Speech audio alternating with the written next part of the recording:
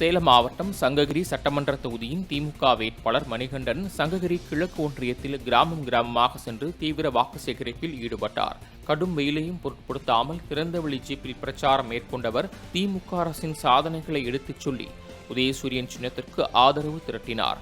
அப்போது அந்த பகுதி கிராம மக்கள் திமுக வேட்பாளர் மு. மணிகண்டனுக்கு ஆரத்தி எடுத்து உற்சாக வரவேற்பளித்தனர்.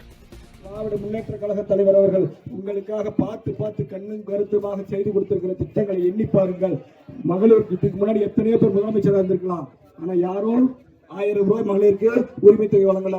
நம்முடைய முதலமைச்சர் தான் உங்களுக்கு எல்லாம் மாதம் 1000 ரூபாய் உரிமை தொகை வழங்குகிற அந்த மகத்தான திட்டத்தை தந்த மகத்தான தலைவர் நம்முடைய தலைவர் அவர்கள்.